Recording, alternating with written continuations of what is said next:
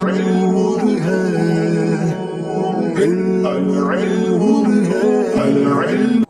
اللہ الرحمن الرحیم. بدا کے در عرف علماء ای فن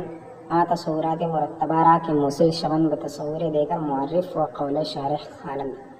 جان لیجئے کہ اس فن کے علماء کی عرف میں ان تصورات مرتبہ کو جو پہنچانے والی ہے دوسری تصور تک، ان تصورات مرتبہ کو معرف اور قول شارح کہتے ہیں.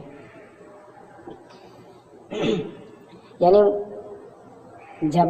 ہمیں کوئی تیسرا ایسا تصور حاصل کرنا ہوتا ہے جو ہمیں حاصل نہیں ہوتا ہے، تو ہم جن تصورات کے اندر تطبیق دے کر، ترتیب دے کر ایک تیسرے تصور تک پہنچتے ہیں، وہیں تصورات کو معرف اور قول شارح کہتے ہیں. ٹھیک ہے. معرف اس وجہ سے کہ معرف کا معنی ہوتا ہے پہچان کرانے والا، اور وہ تصورات ایک تیسرے تصورات کی پہچان کراتے ہیں، اسی وجہ سے اس کو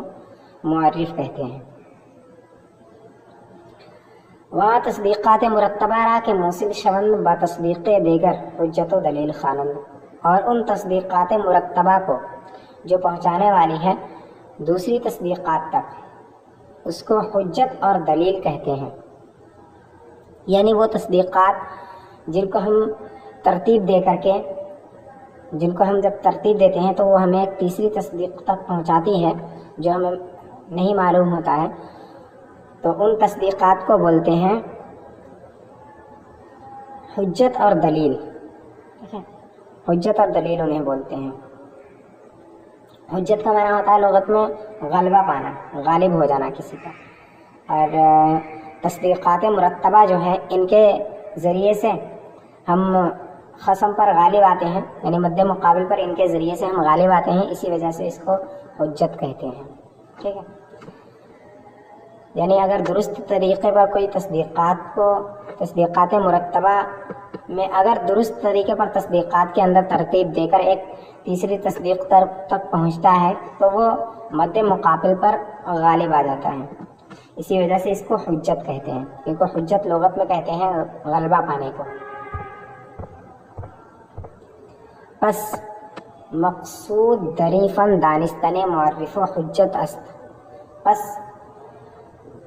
اس فن کے اندر مقصود معرف اور حجت کا جاننا ہے، کیونکہ اس فن کا مقصد ہی وہی ہے کہ جو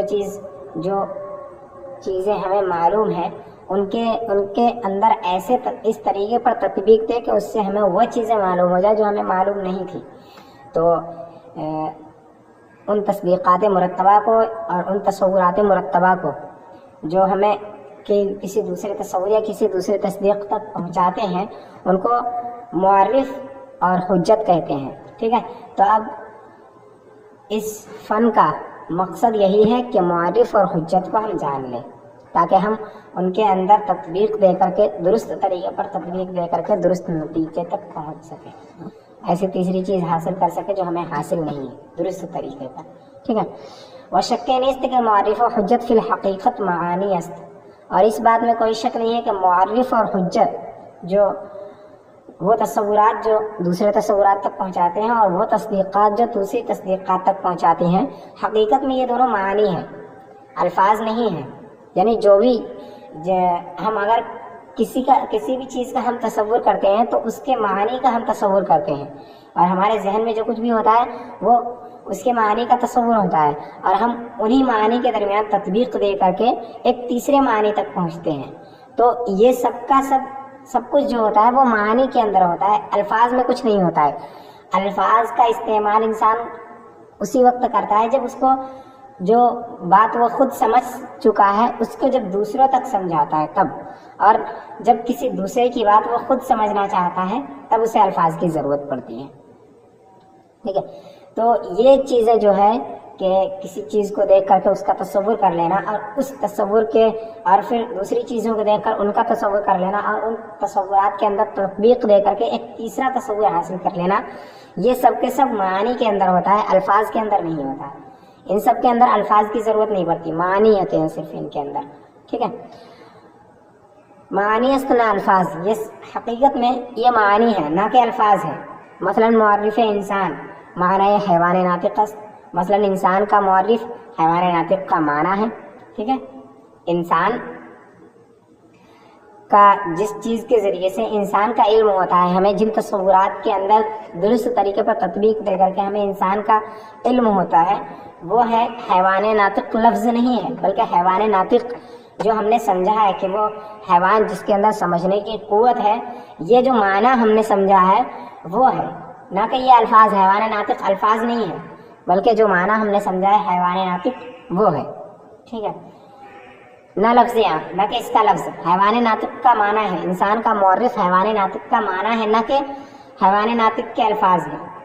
وحجت حدوث عالم معنی قضایہ مذکورہ است، نہ الفاظ ہیں، اور حدوث عالم کی حجت